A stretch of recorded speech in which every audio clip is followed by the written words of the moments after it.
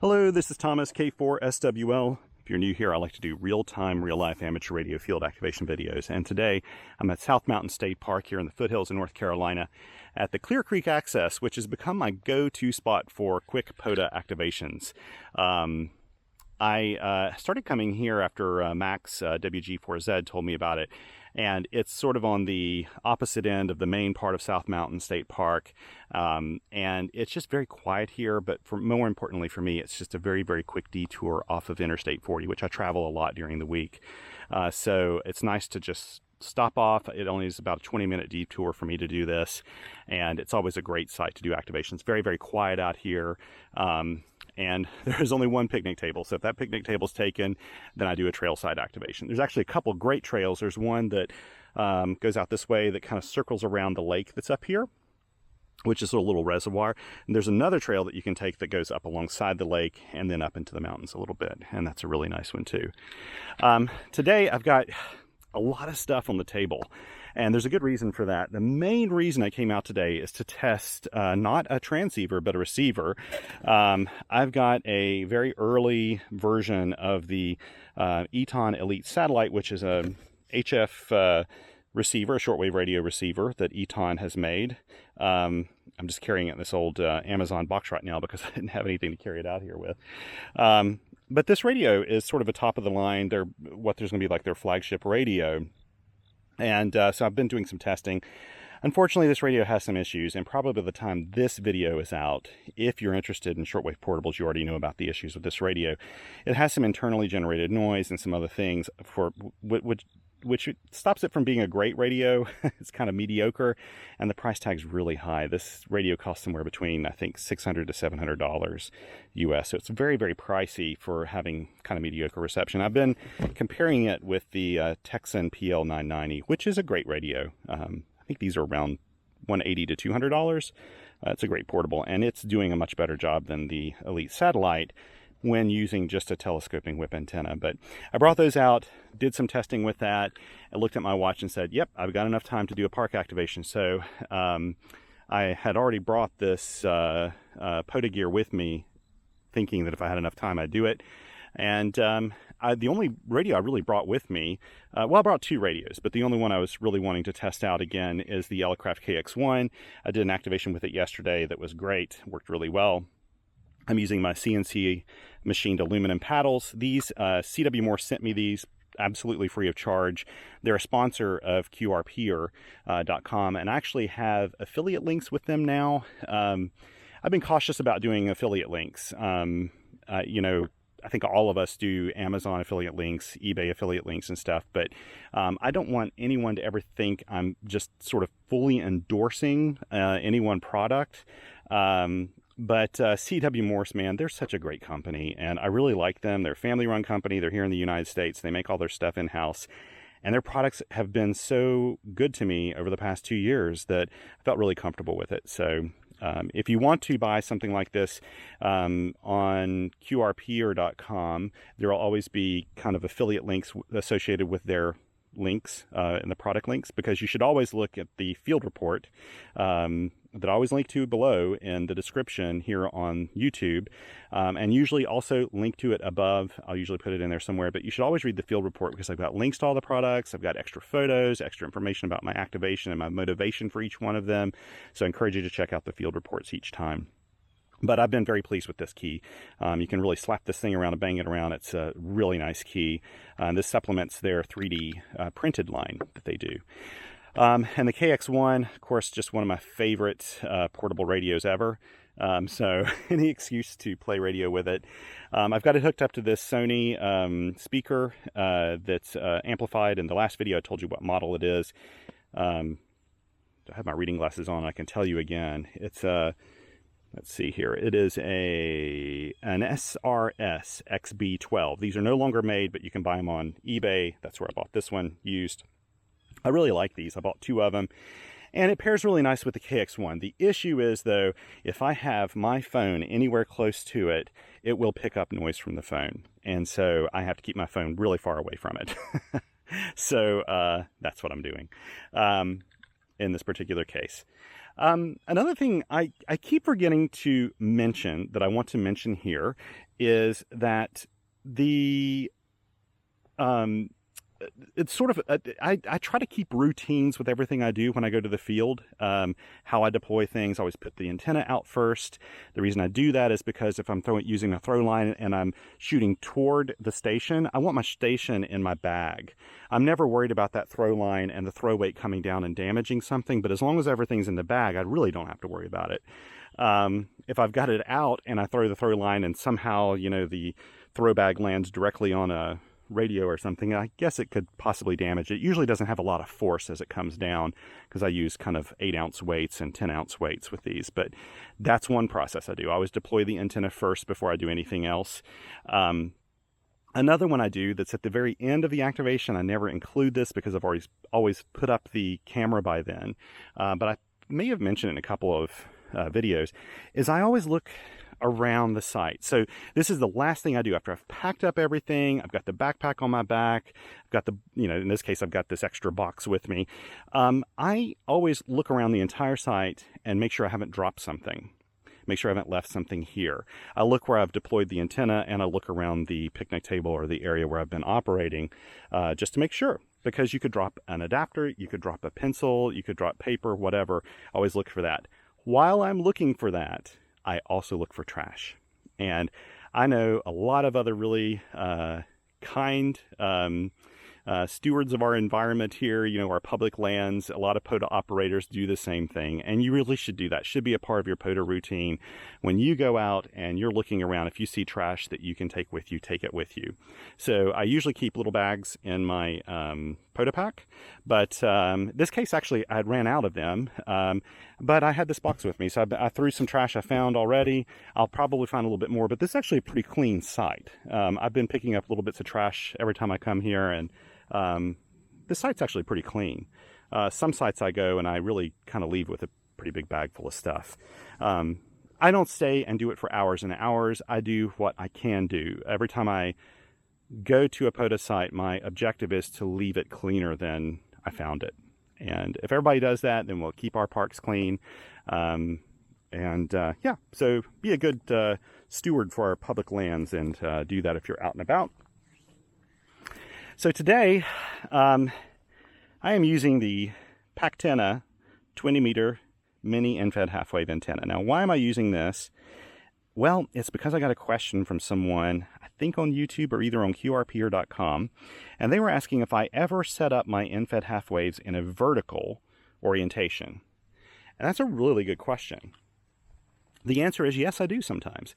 When I'm on a SOTA summit, if I have a tree that's tall enough, I like to use my end-fed half-waves in a vertical orientation with the counterpoise, which is basically the shield of the cable running all the way back to my radio. I'm not on a mountaintop right now, but I've got a really nice tall tree, and so I shot my line way up there, and this is basically in a vertical position. The very tip of the antenna is just going over the branch. Maybe 3 inches over the end of the branch. If I had shot it even a little higher, it would have just been fully free and vertical. But this will basically be a vertical orientation for this antenna. So that's easy to do with a 20-meter end-fed half-wave, not as easy to do with a 40-meter end-fed half-wave. 40-meter end-fed half-waves are 61, 63 feet long, I think, depending on where you have it cut in the band. I can't remember the exact number, because usually what I do is cut it for something longer than that and then trim it until I get it back to resonance. 60 feet, 61 feet is not easy to shoot up into a tree. It can be very difficult. You need a really tall tree with an accessible branch. Not super easy to do that in a vertical orientation, which is the reason why I tend to put my end-fed half-waves that are 40 meters in an inverted V position. But I try to put the apex up as high as I can when I do that. So anyway, yeah, let's see how this 20-meter end-fed half-wave performs. I'll be using my KX1 again, so I've got the internal antenna tuner turned off, hopefully. Actually, let's see if I do. Let's put my... Let's make sure that I do have this turned off. Whoops, nope, that's not what I want to do. ATU, edit, calibrate. Yep, that's where it should be. So now let's go back into the menu and go to play, because that's what I will do, is play my call sign over and over again. Where are we here? Okay, let's just make sure that that is on the, yeah, 14061. Now, I should tell you that when you're looking at this on my video, likely these numbers are going all crazy. I'm not sure what the flicker rate is and how that works with the video's frame rate. But sometimes you can't see these LED numbers when we do that. But it basically it says 61.0 here right now. So this is a 20 meter in-fed half wave. I don't need to do anything else. Let's hope we can do this whole activation on 20 meters. If we can't, I could maybe move up the band to 17 meters. See if the ATU inside this would make a match. I don't think it will, because the ATU in the KX1 is very, very basic compared to that of the KX2, KX3, or the T1. But if I need it, I've got the T1 antenna tuner here, so we can go up the band if we have to. But let's just try to do this with 20 meters if we can. So let's just go ahead and get this thing started. We'll try to do this in one take if we can.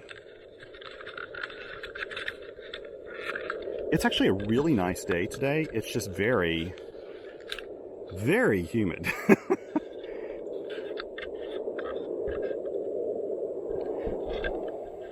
Do you want to hear what it sounds like when I've got my radio anywhere close to this thing? So you can hear a little bit of difference when I touch the radio and stuff, but let's move this. Hopefully you can see this. Whoops. I had this off a little bit earlier looking at, look how that is designed on the inside. It's really nice. This is all aluminum now, except of course for where the jack comes in, and just a couple of little pieces in here, but the rest of it's kind of all CNC machined aluminum. Super, super durable and strong. Yeah, I may just try to put this like this. Let's do that. I've got this little tiny white cord this time instead of a long cord. Okay, here we go.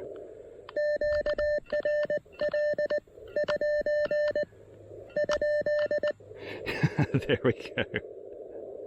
So we can do this. Okay. So I'm going to have it do a repeat. What I'll do is put the battery in. Oh no! I know what I did there. I know what I did there. This was not in all the way. There we go, now it is. So what happened was the coaxial port came out. Let's try this again. Okay, let me move it back down to play.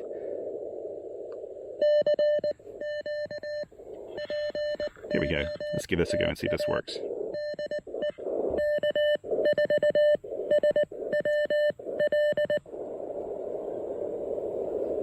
Now, I did announce this on the POTA network, so with any luck, it'll spot me automatically.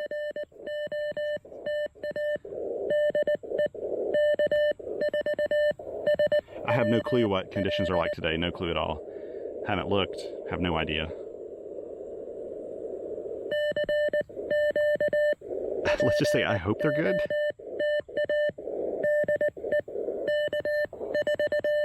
Someone asked me too why I don't use headphones with this radio.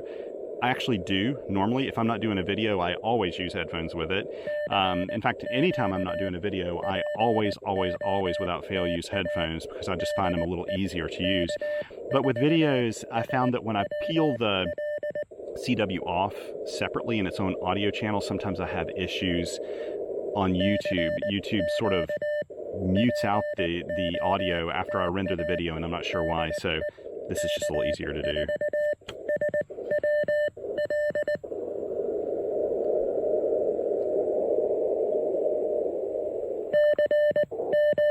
I think I hear just a very faint station there. It can't be somebody calling me though. It's just a little too faint.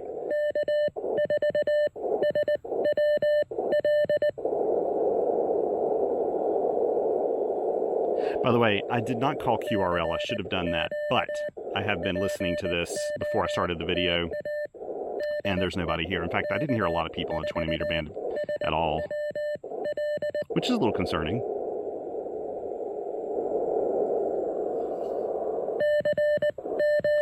Let's hope the RBN spots me. I'll go over to my radio. I'll go over to my radio. Well, it is a radio, my phone. Let's go over my phone here. You can hear some phone noise.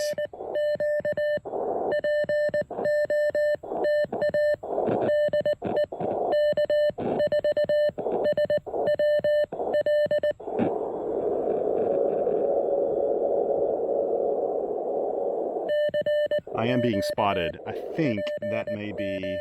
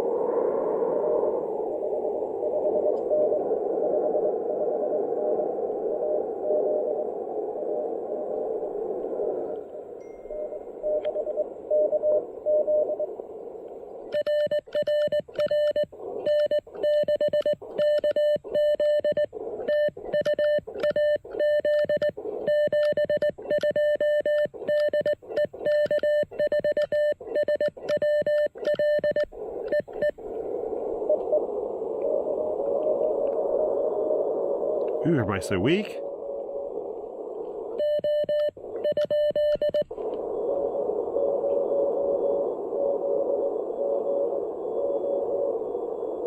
Okay.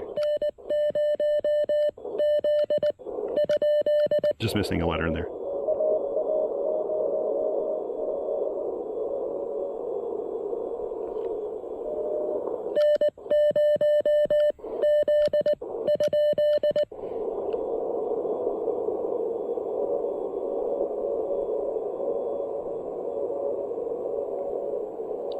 Okay, I think I got him.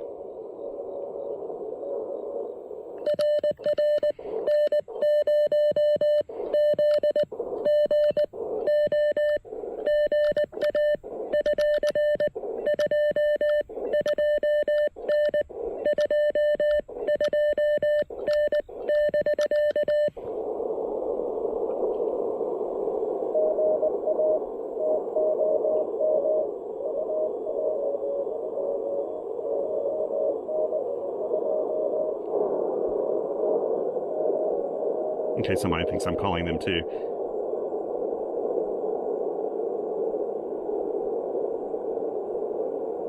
That is so weak.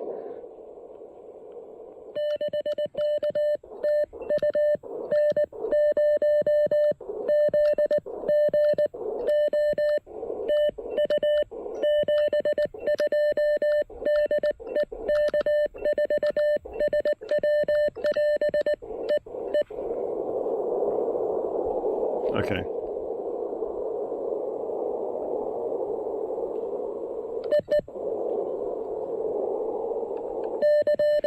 Wow, why is everybody so quiet?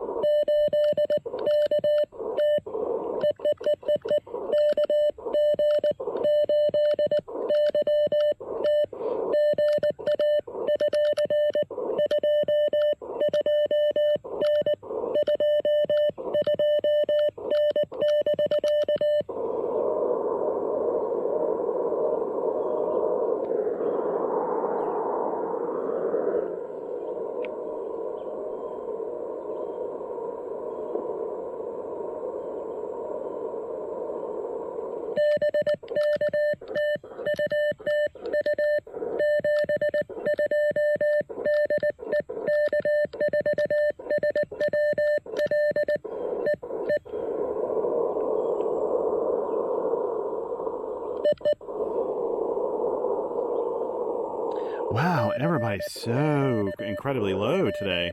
Now, I know it's not the radio because yesterday stations were coming in great on this. So I know it's not the audio and the radio. Everybody's just kind of quiet.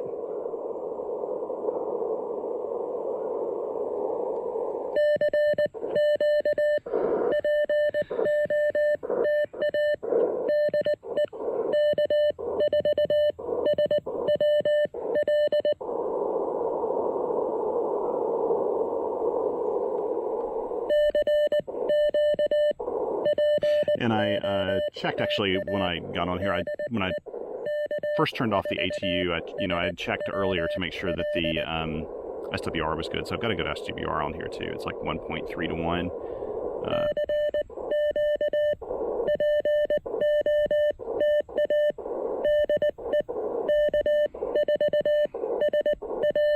I hope this isn't too loud.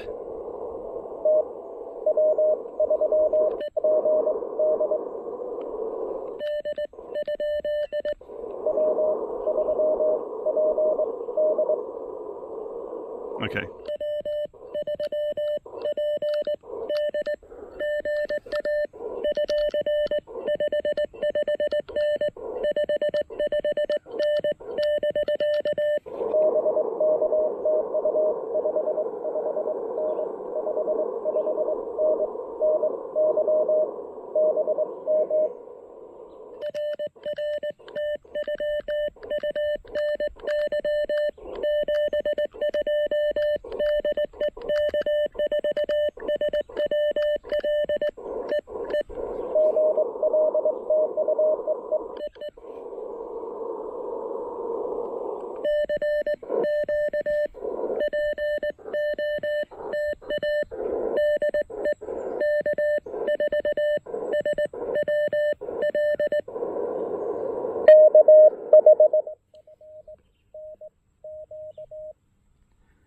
Okay.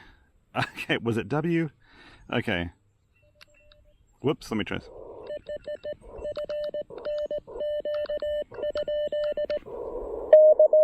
K.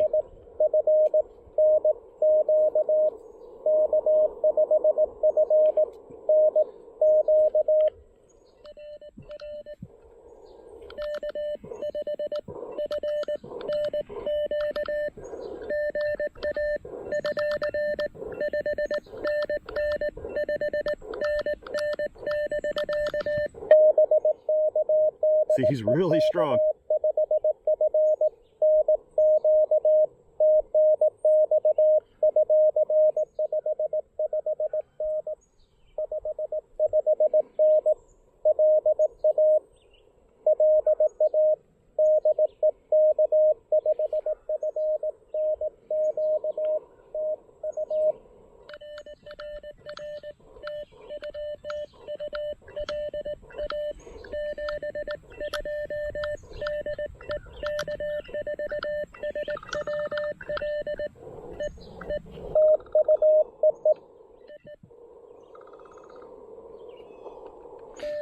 We cannot get that right now.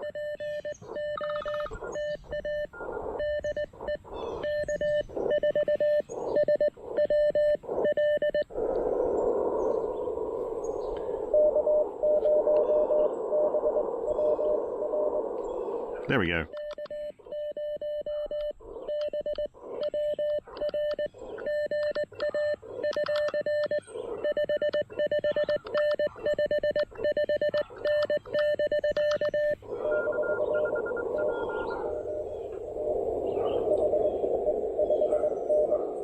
Good to get you in here.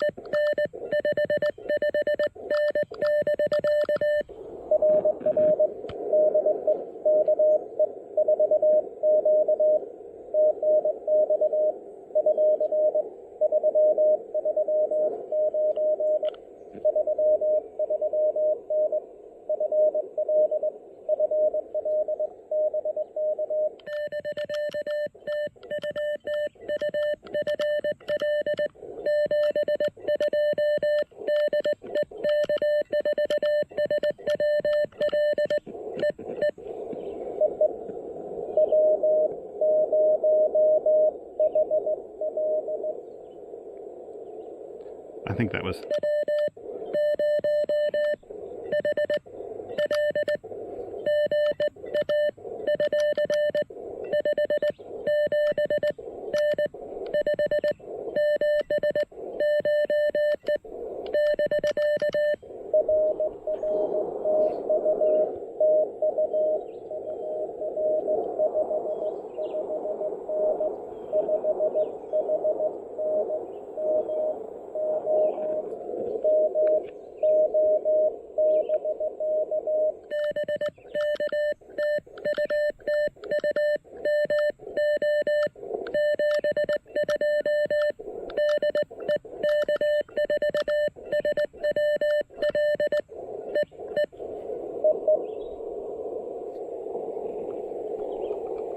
How many do we have so far? 1, 2, 3, 4, 5, 6, 7, 8. Just need 2 more for valid activation.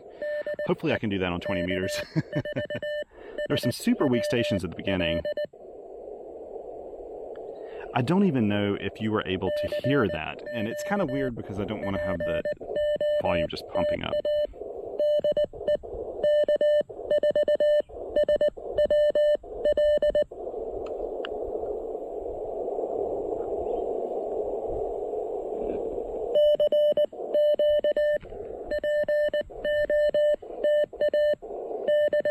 Hey, how's it going?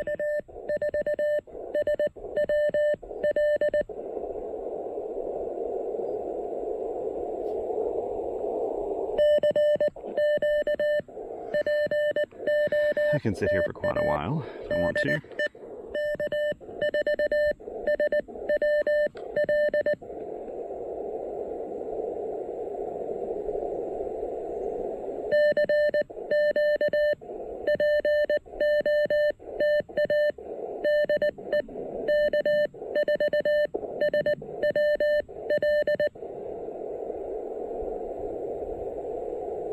I'm going to make a quick text to someone while I'm waiting here.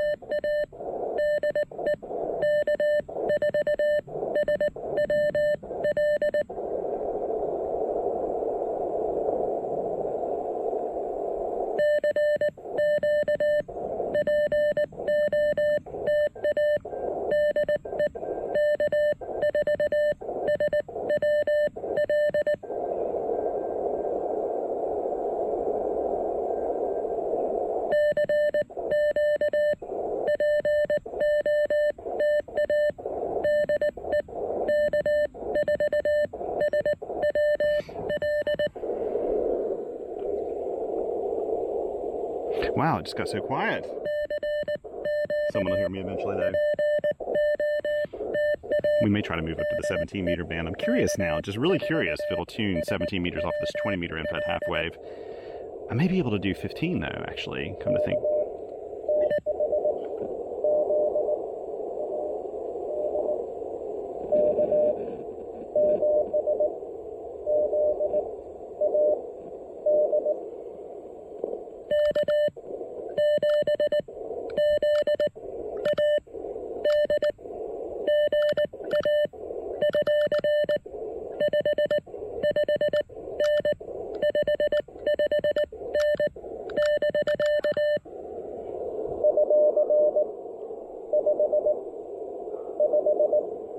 K7.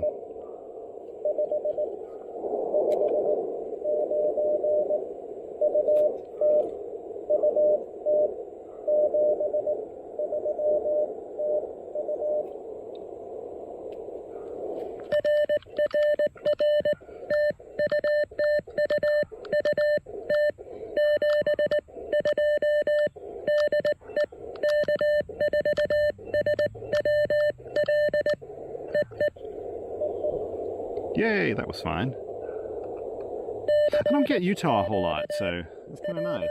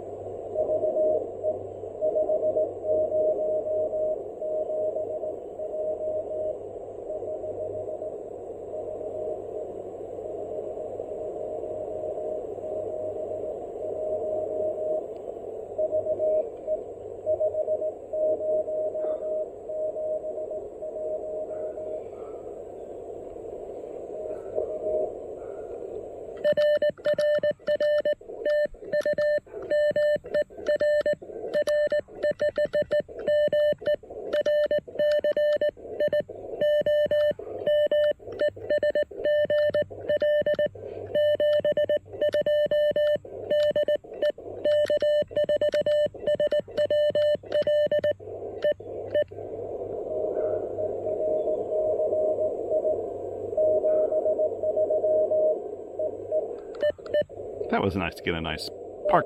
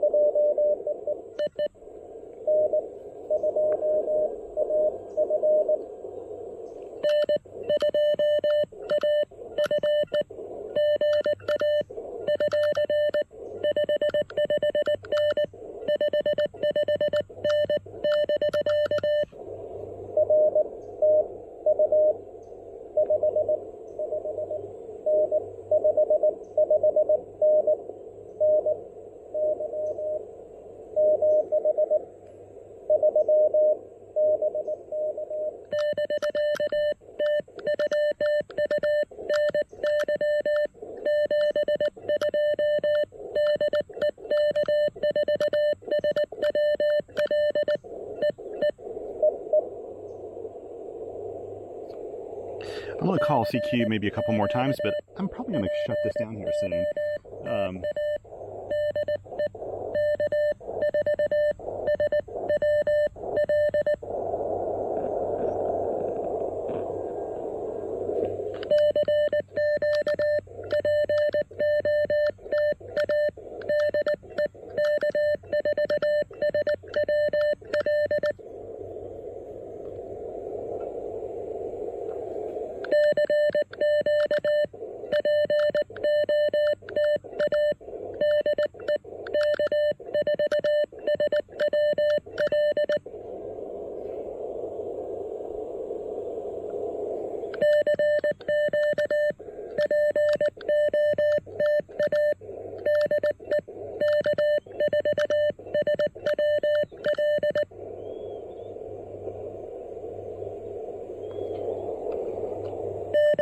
Okay, I think I will probably call it quits here. 1, 2, 3, 4, 5, 6, 7, 8, 9, 10, 11, 12. Yep, 12. Not bad.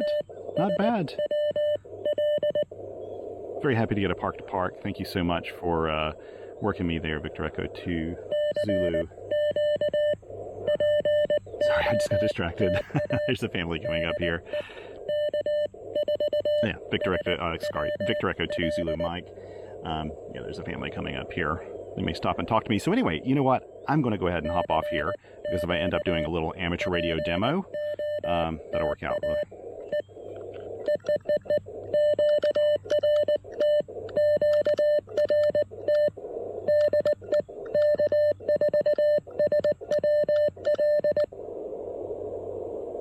Okay, there's nobody else there. Okay, good. Yeah, very, very pleased with this. Thank you so much for joining me today. And here is wishing all of you a very good radio week. Hope you get a chance to play radio. Don't let your radio sit on the shelf. Take them outside to play or hop on the air and try to work some stations if you can. And thank you so much for joining me today. Again, always check below in the description for a link to QRPer while I have a full activation report along with links and photos and extra information. Thank you so much, and to each and every one, 7 threes.